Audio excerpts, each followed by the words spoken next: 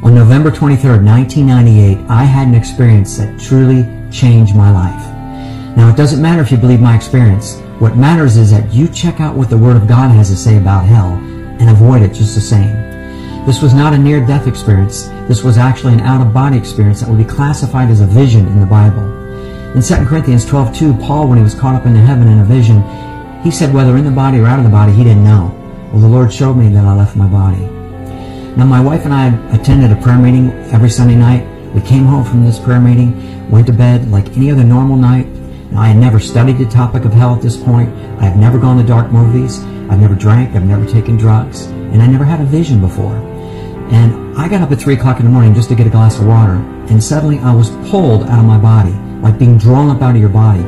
And I found myself falling through the air down this long tunnel. And it was getting hotter and hotter. And then I landed on a stone floor in an actual prison cell in hell. Rough-hewn stone walls, bars, filthy, stinking, dirty prison cell, but like a dungeon.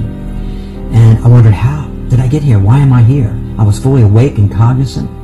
I looked up and I saw these two enormous beasts in the cell, these demons, reptilish in appearance, bumps and scales all over the one's body, huge jaws, sunken in eyes, claws about a foot long, and they were pacing in the cell like a vicious, caged animal, and they had the most ferocious demeanor about them. They had an extreme hatred for God. They were blaspheming and cursing God. And then they had this hatred they directed towards me. The one picked me up, threw me into the wall of this prison cell. I hit the wall. I felt like bones had broken. Even though a spirit doesn't have bones, it felt that way. I collapsed on the floor, and I wondered, how could I be alive through this? The other demon picked me up, dug his claws in my chest, and just tore the flesh open. I couldn't believe I was surviving this. How could I be alive through this? I noticed I had a body. Remember Luke 16? He wanted a drop of water to cool his tongue. He had a mouth to speak and so forth. But this body withstands the torments. And I noticed, though, there was no blood or water coming from the wounds. But Leviticus 17:11 says the life of the flesh is in the blood. Well, there's no life in hell, so there's no blood. And there's not one drop of water in hell. And these demons have no mercy over you whatsoever. They have an extreme hatred for you. Now, about this time, it went dark. I believed it was God's presence there to illuminate it so I could see. But then he withdrew his light, and it resumed its normal state of absolute pitch black darkness. You could not see the hand in front of your face. While I was taken out of this prison cell, I was placed over next to this large, raging pit of fire that was actually about a mile across, with flames raging high up in this open cavern. And this is where I could first see people. There were thousands of people inside this pit, screaming and burning. It was so horrendous to see a person on fire. They just looked like skeletons.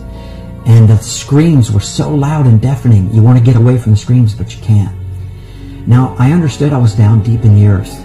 I descended to get there. I ascended when I left.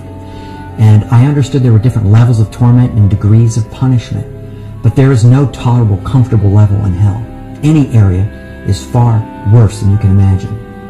I wanted to talk to a person, but you're kept isolated and alone for all eternity. You never, ever get to be with people. For all eternity, you're kept by yourself. You know, I thought about my wife up on the earth, and I understood I'll never get to say goodbye to her. You don't realize how tormenting of a thought that is. You know, I'll never get to be with my wife, enjoy her, hold her, and to not have any finality with your loved ones is extremely tormenting, that for all eternity, she'll never know that I still exist, that I'm down deep in the earth.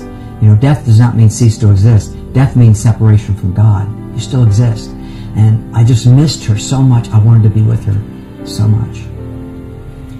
And the stench in hell is so foul and putrid, the worst open sewer you can ever imagine.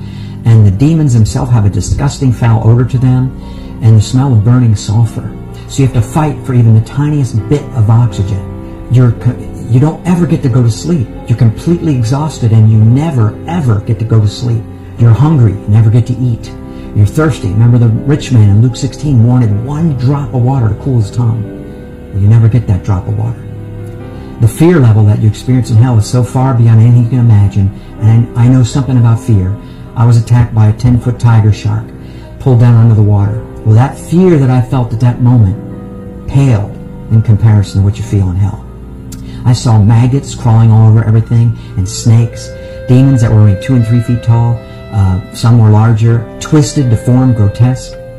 When I was looking at all this horror, something began lifting me up this dark tunnel. And then suddenly this bright light appeared. I knew immediately who it was. And I just called out his name. I said, Jesus. He said, I am. When he said that, I went out. I passed out, and I don't know if I died, but he touched me. When I came to, it was at his feet that I realized that if he wouldn't have gone to the cross, I would be in that place for all eternity. Man, I was so grateful for the cross. I just want to thank him over and over and over. I didn't want to ask him any questions. But thoughts started coming to my mind, and he would answer my thoughts. And there was 8 different things that he answered for me.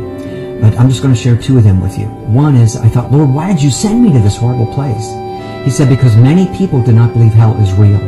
He said, even some of my own people did not believe hell exists. The second thing was the hopelessness.